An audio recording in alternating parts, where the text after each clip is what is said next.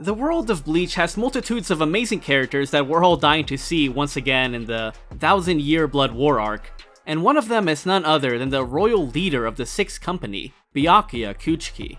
The man who stood in Ichigo's way during the Soul Society arc, and who eventually became one of his most trusted comrades in the battle against the Espada and Sternritters alike.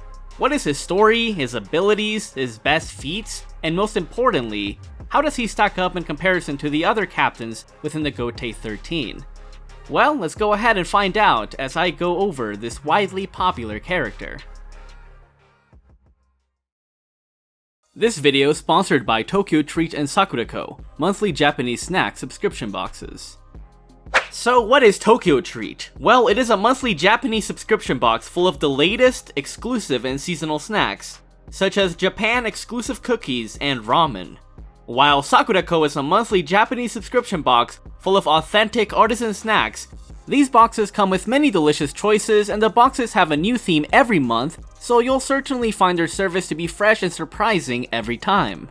Their mission is to share Japanese culture to the world through the medium of snacking. If you want to enjoy pop Japanese snacks, you can choose Tokyo Treat. But if you want traditional Japanese treats, you can enjoy Sakurako instead. And don't worry if you don't know what you're eating, because there is a booklet that lets you know what every snack is. But yeah, be sure to check them out, I highly recommend them. There was a lot of tasty stuff in there. Use my code CHUCK to get $5 off your first Sakurako or Tokyo Treat box. Thanks, now let's get back into the video. Thanks to his royal blood, Byakuya was a gifted youth and learned a lot from Yoruichi, one of Ichigo's masters that taught him Bankai. He's an excellent all-rounder as he is widely skilled in Zanjutsu, the sword combat style of Soul Reapers, Kido, the defensive and offensive spells like Hado 4, Byakurai, which shoots out a beam of light and resembles Frieza's death beam in a way, Bakudo 61, Rikujokoro, also known as the 6-rod light restraint, which he used to subdue Renji's rebellion and also used it to prevent a mind-controlled Rukia from hurting herself. He can also use Bakudo 81, Danku, a shield spell which he used against an Espada named Zomari. He can use dozens of other spells and could likely use the Forbidden Kidos or the Kurohitsugi, which, I mean, it's just amazing, it literally like bends time and space itself. Generally, Byakuya has a wide array of tools at his disposal, making him hard to take care of in battle. He's also widely renowned as being an expert on Shunpo, which is a Soul Reaper's evasion technique, and he is by far one of the fastest characters in the series. Every Soul Reaper has a zanpakuto, their blade that is basically part of their soul, and for Byakuya, his zanpakuto is called Senbon Zakura, which is so elegant that when released, the blade separates into millions of sharp petals that can attack omnidirectionally. And Byakuya can double the speed of these blades by simply moving around his hands. And it also has a safe zone around the user to prevent injury, but this can be modified as need be. The thing that makes a Senbon Sakura so awesome is that it isn't just restricted to one form because it has multiple of them. In the battle with Ichigo, Byakuya unleashed his Senkei Senbon Sakura Kageyoshi, which he claims is the blade's true form, where it abandons all defense and focuses solely on attack by encompassing the enemy in a field of thousands of swords. According to Byakuya, the Senkei ability explosively increases the blade's lethality, implying that it further amplifies or increases its power.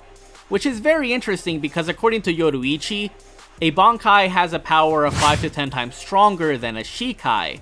So I wonder if this Senkei Senbon Sakura further multiplies it on top of the Bankai multiplier, or if it is included with the Bankai multiplier, if that makes sense. During this time, Byakuya couldn't use all of Senkei's blades like to attack a target, but after he got his ass kicked and essentially trained a lot, he was able to use them all in an offensive manner, like he did against Gerrard Valkyrie. So if you have read Bleach, you know that one of the main conflicts, the Soul Society arc, happened because Rukia was going to be executed for saving Ichigo's life, which was against the law for some reason, right?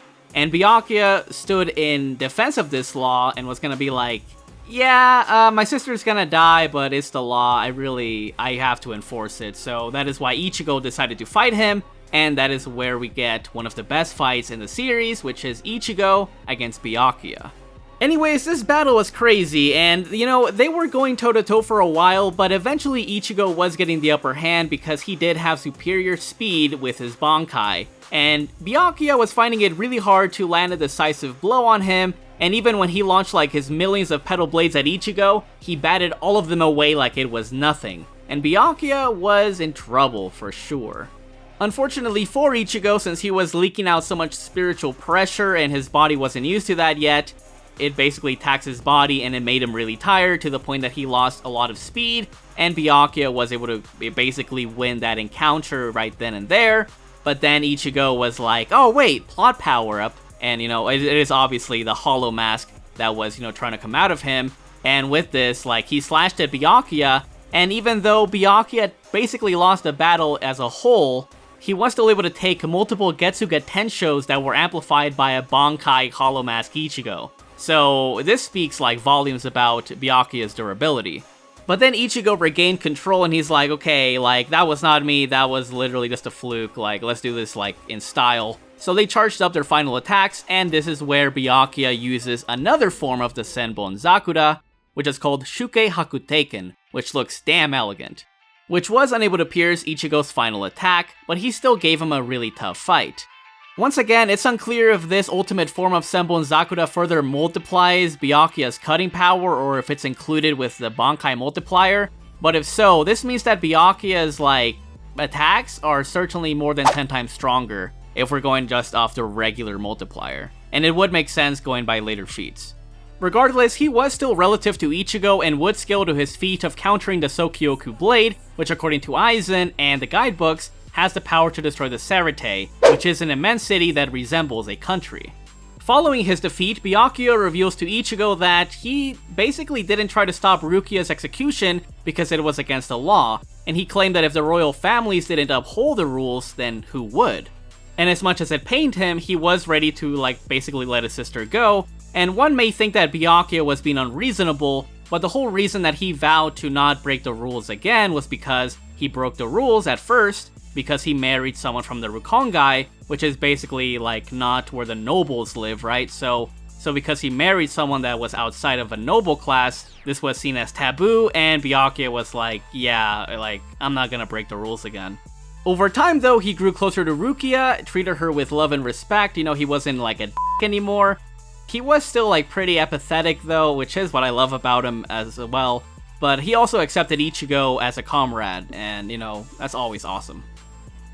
Following his defeat at Ichigo's hands, Byakuya realized that he had to get his shit into gear and started training hardcore, which did pay off once he was called out to Wekamundo, alongside Kenpachi, Unohana, and Mayuri, to take care of the Espada.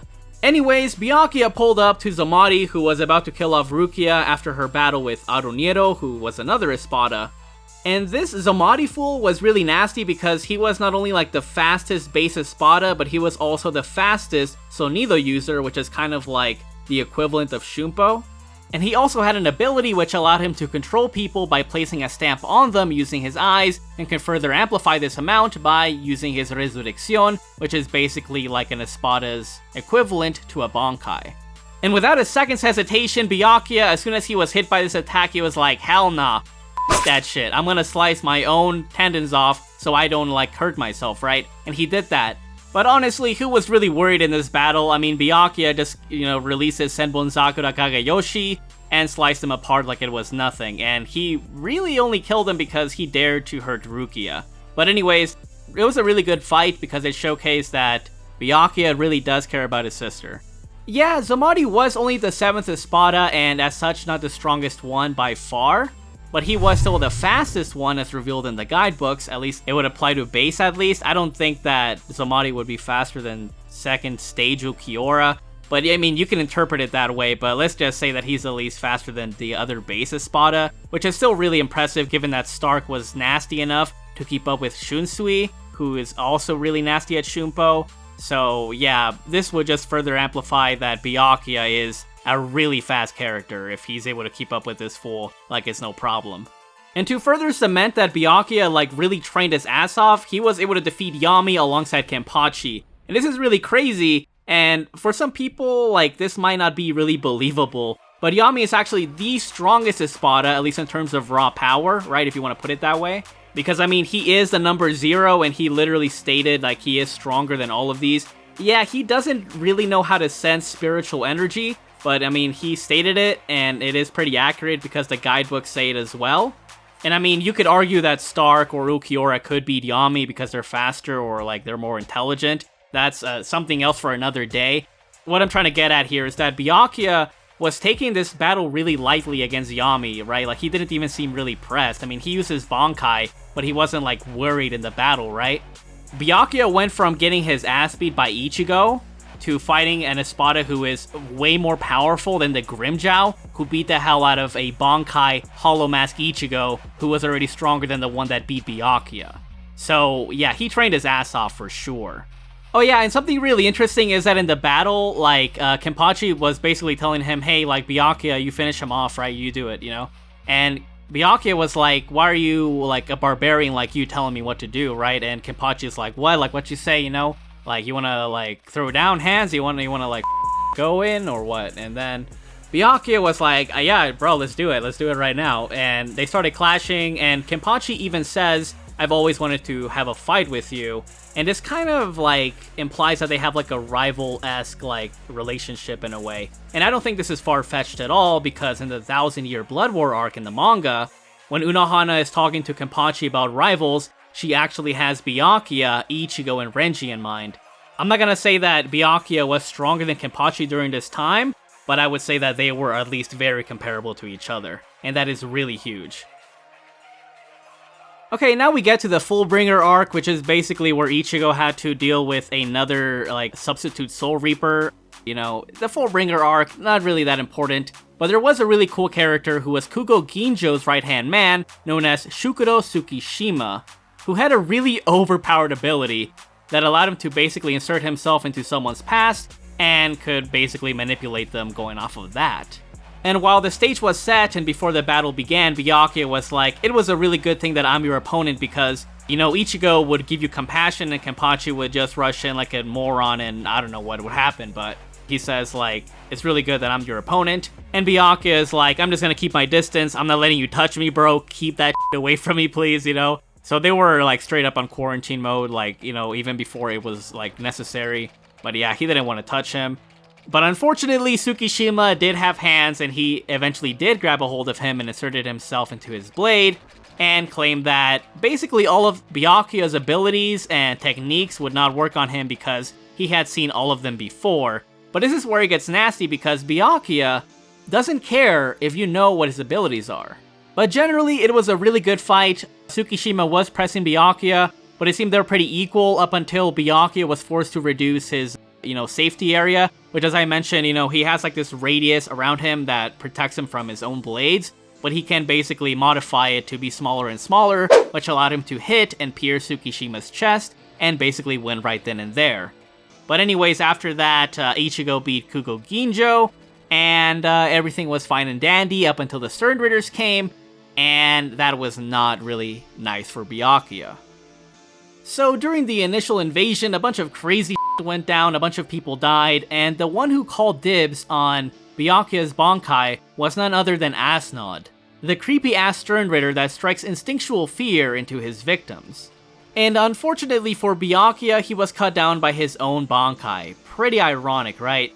But this moment was very crucial because everyone thought that he died, and I think he was originally meant to die, but Byakuya fans had a lot of outcry, and they, you know, basically drove Kubo into being like, okay, I'll bring him back, and I'll have him barely survive. So, you know, Byakuya has Focus Band on. Like, that's awesome. He barely survived that with 1 HP. I don't know how he did it, but he did it, even though all of his organs got shredded to bits. But the thing is, this was actually a blessing in disguise because not only did Byakuya heal up and become stronger than ever, but he trained and refined his Senbon Zakura and became much better with it. Although he didn't fight Asnod directly, he assisted Rukia by shredding his Volstandic space to pieces, and even went as far as thanking Asnod for basically forcing him to get better with his Shikai, and, you know, basically just become far better than ever before. And it's pretty well evident because Byakuya also basically off-paneled 3 Stern Ritter. One of them being Robert Akutron, who was able to wound a Shikai Shunsui, the same one who literally fought Amped Lily Baro, who was already strong enough to take care of Squad Zero. He also defeated Nanana Najacoup, who was able to temporarily paralyze Aizen for like 5 minutes, which, you know, knowing Aizen is really hard to do. And he also defeated Candace Catnip, who is basically one of the strongest Quincy girls out there. And other characters make note of this, they're like, wow, like his combat ability like is crazy. But I mean, this is really like awesome for Byakuya because, for reference, only Kenpachi in the initial invasion was able to defeat 3 Stern Ritters. The other ones couldn't even defeat one or barely stalemated. Eventually, Byakuya faced off against Gerrard Valkyrie with his homies, and they cut him down pretty easily. And by this point, Gerrard was strong enough to take care of Squad Zero. Unfortunately, thanks to the miracle ability, Gerrard basically came back stronger than ever before and turned whatever damage he received into HP, so he became that strong thanks to Byakuya's final attack. So Byakuya pretty much made a monster because this Gerrard was able to clash against Shikai Kenpachi and later survived and basically regenerated from Bankai Kenpachi's attack. So Gerrard Valkyrie was definitely no pushover. So the captains thought the only way to defeat Gerrard was to basically slice his body apart to pieces until there was basically nothing left.